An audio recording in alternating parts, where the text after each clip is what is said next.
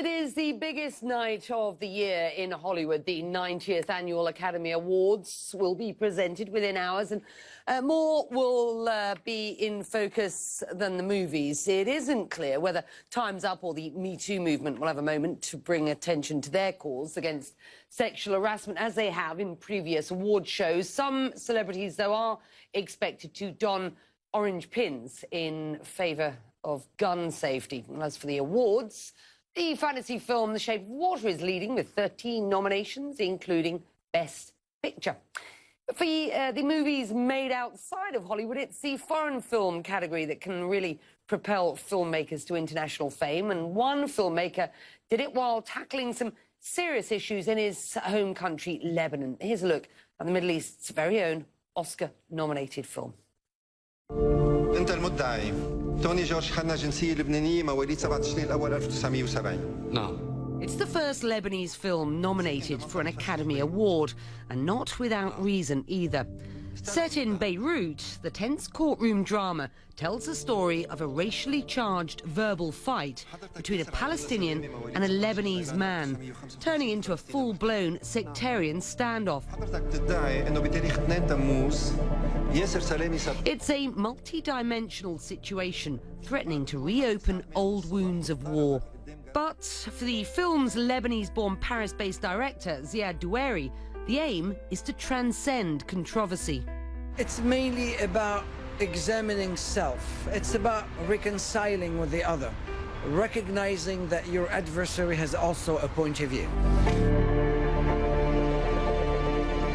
Doueri is no stranger to understanding the other side. He co-wrote the script with his now ex-wife Joelle, who stems from a different religious and political background. The couple were able to channel their different upbringings into the creative process, adding their personal experience of growth to the story. When we decided to write The Insult, her having raised and believed that my camp was the enemy, and me, I was raised in believing her camp was the enemy, we decided to switch the role during the screenwriting process. But despite winning early critical acclaim, The Insult wasn't as easily embraced in Lebanon. For some people there, Doueri can't be forgiven for his decision to shoot parts of his previous film in Israel.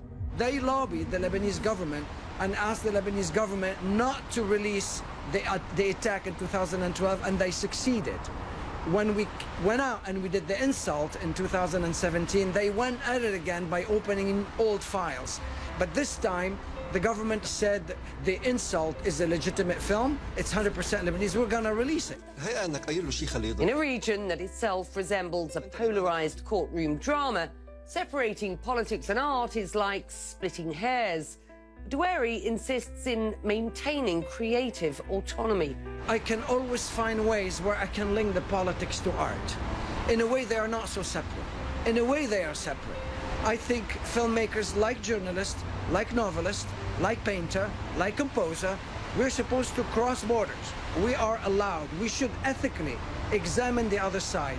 This is what I do for a living. This is what we do for a living. On screen, The Insult captures the fragility of a region where the legacy of conflict is only a verbal standoff away.